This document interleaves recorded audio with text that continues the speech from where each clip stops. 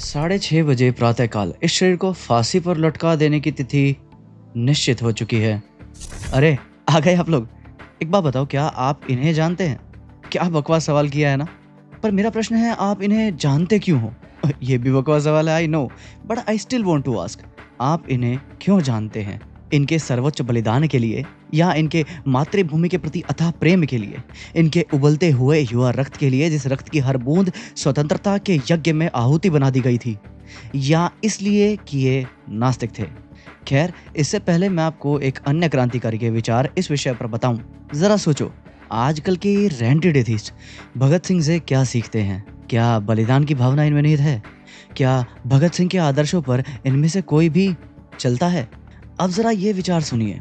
आज 16 दिसंबर 1927 ईस्वी को निम्नलिखित पंक्तियों का उल्लेख कर रहा हूँ, जबकि 19 दिसंबर 1927 ईस्वी सोमवार को 6:30 बजे प्रातःकाल इस शरीर को फांसी पर लटका देने की तिथि निश्चित हो चुकी है। यह सर्वशक्तिमान प्रभु की लीला है। सब कार्य उनकी इच्छा के अनुसार ही होते हैं। ये परमपिता परमात्मा के नियमों का परिणाम है कि किस प्रकार किसको शरीर त्यागना होता है। जब तक कर्म क्षय नहीं होता, आत्मा को जन्म मरण के बंधन में पड़ना ही होता है। अपने लिए यह मेरा दृढ़ निश्चय है कि मैं उत्तम शरीर धारण कर नवीन शक्तियों सहित अति शीघ्र ही पुनः भारतवर्ष में ही किसी निकटवर्ती संबंधी या इष्ट मित्र के घर में जन्म ग्रहण करूंगा।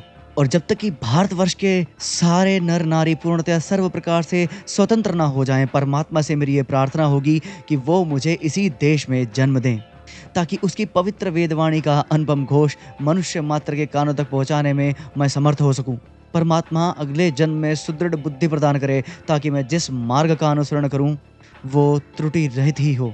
ये पंक्तियां ली गई हैं पंडित राम प्रसाद बिस्मिल की डायरी की अंतिम एंट्री से। अगर भगत सिंह क्रांतिकारी थे तो उनके सैकड़ों नहीं, हजारों साथी वैदिक थे।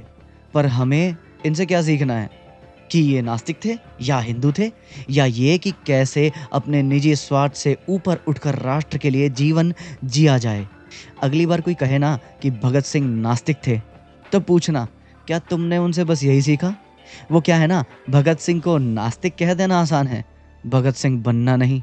जय हिंद।